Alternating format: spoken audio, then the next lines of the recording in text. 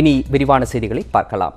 நாடாளுமன்ற தேர்தலில் நரேந்திர மோடியை பிரதமராக ஏற்கும் தமிழக அரசியல் கட்சிகளுடன் கூட்டணி வைக்கப்படும் என தமிழக பாஜக தலைவர் தமிழிசை சவுந்தரராஜன் தெரிவித்துள்ளார்.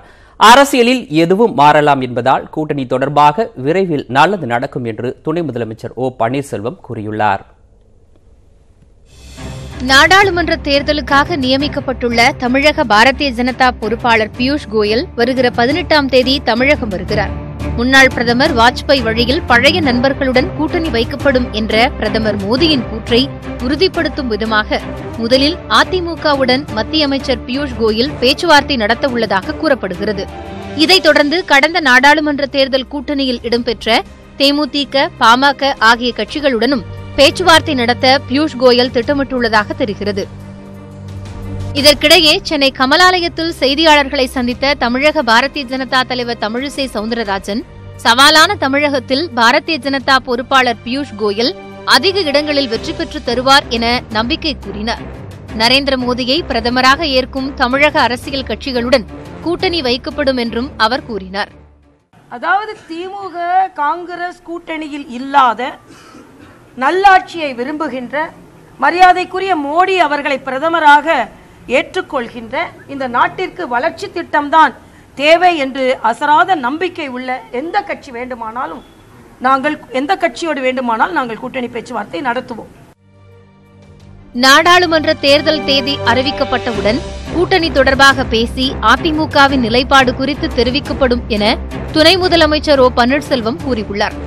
அப்போது பழைய நண்பர்களை வரவேற்க பாரதிய ஜனதா தயார் என பிரதமர் மோடி கூறியது குறித்த கேள்விக்கு பதிலளித்த அவர் அரசியலில் எதுவும் மாறலாம் என்றார். கூட்டணி பேச்சுவார்த்தை தேர்தல் அறிவிக்கப்பட்டவுடன் உடனடியாக பேசி உடனடியாக முடிக்கப்படும். 18ஆம் தேதி மத்திய அமைச்சர் பியூஷ் கோயல் வராரு. பாஜகவுடைய தேர்தல் பொறுப்பு அவருடைய சந்திக்க வாய்ப்பு இருக்கிறது. இதுவரை சந்திப்பது குறித்து எங்களுக்கு எதுவரை எந்த தகவலும் வரவில்லை. மாண்புமிகு பாரத பிரதமர் அவர் சொன்னது போல் ஆண்டுக்காண்டு கூட்டணி மாறி இருக்குது. முதலில் பிஜேபி எங்களுடன் கூட்டணி இருந்தார்கள், அப்புறம் திமுகவிடம் போனார்கள், மறுபடியும் எங்களிடம் வந்தார்கள். இப்படி அரசியல் ரீதியாக கூட்டணி மாறுபட்டிருக்கிறது. தேர்தல் வருகின்ற நேரத்தில் எதுவும் நடக்கலாம். அதிமுக பாரதிய ஜனதா இடையேயான தொகுதி பங்கீடு குறித்து பத்திரிகைகளில் வரும் செய்திகளை நம்ப வேண்டாம் என கேட்டுக்கொண்ட துணை முதலமைச்சர் ஓ பன்னீர்செல்வம் கூட்டணி குறித்து நல்ல முடிவு எடுக்கப்படும் என்றார். கோடநாடு எஸ்டேட் வழக்கில் முதலமைச்சர் மீது புகார் கூறிய சயன் மற்றும் மனோஜ் டெல்லியில் கைது செய்யப்பட்டு சென்னைக்கு கொண்டு வரப்பட்டுள்ளனர்.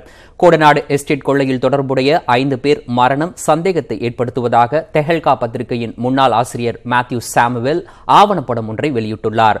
கொள்ளையோடு தொடர்புடைய சயன் மற்றும் மனோஜ் ஆகியோர் இந்த ஆவணப்படத்தில் பேட்டி கொடுத்துள்ளனர். கொலையில் முதல்வருக்கு தொடர்பு இருப்பதாக குற்றம் சாட்டப்படும் நிலையில் இதனை முதலமைச்சர் மறுத்துள்ளார். அதிமுக சார்பில் அளிக்கப்பட்ட புகாரின் பேரில் மேத்யூ சாமுவேல் மீது வழக்கு பதிவு செய்யப்பட்டுள்ளது.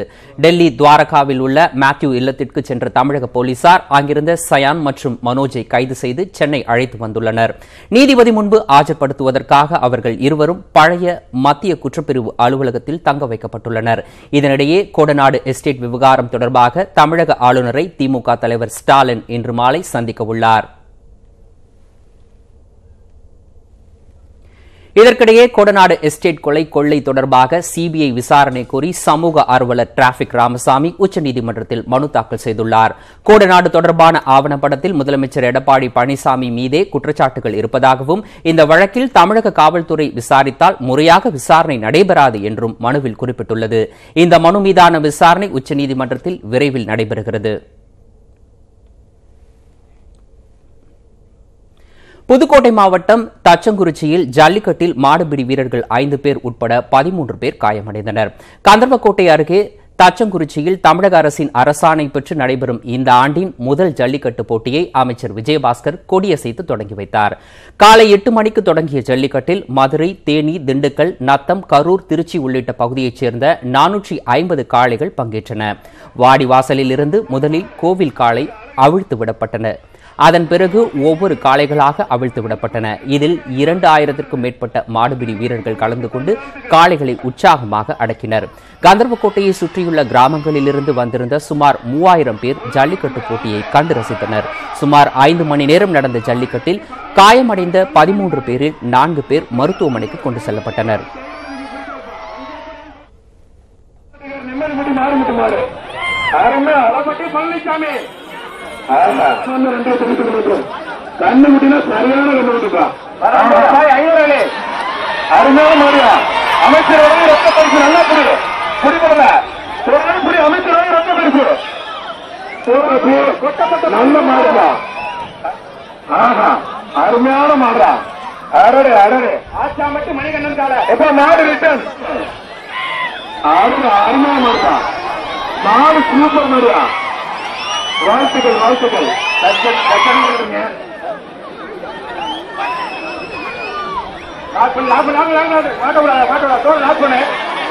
வெளில போற விடுங்க கயிறு போடாம விடுங்க கயிறு போடாம விடுங்க சூப்பர் சூப்பர் வாழ்த்துக்கள் மாடு ரிட்டர்ன் ஆஹா அருமையான மாடுப்பா சூப்பர் மாடு பொத்தல வந்தாலும் நல்லா ஒரு குடி குடி நல்லா குடி சூப்பர் தம்பி குடிப்பா பிரேம்குமார்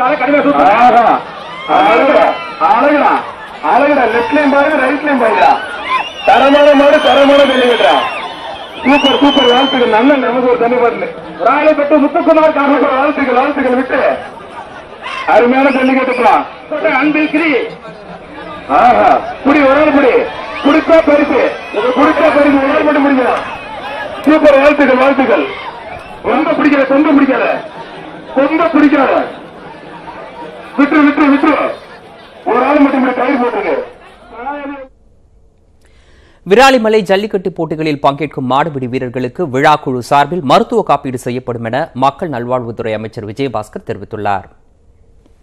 பாலமேடு இப்ப அவனியாபுரம் அலங்காநல்லூரை தொடர்ந்து பொங்கல் விடுமுறையிலே எல்லோருக்கும் ஏற்ற தேதியாம் ஜனவரி இந்த 20ஆம் தேதி ஞாயிற்றுக்கிழமை விராலிமலையில் ஒரு மாபெரும் ஜல்லிக்கட்டு விழா கமிட்டி சார்பில் ஏற்பாடு செய்யப்பட்டிருக்கிறது. அதில் பங்கேற்கக்கூடிய அனைத்து மாடுபிடி வீரர்களுக்கும் விழா கமிட்டியினுடைய சார்பில் இன்சூரன்ஸ் செய்யப்படும். ஸோ அந்த இன்சூரன்ஸ் அவர்களுக்கு அதாவது எந்தவித காயமும் ஏற்படாத வண்ணம் உரிய விதிமுறைகள் பின்பற்றப்படுகின்றன.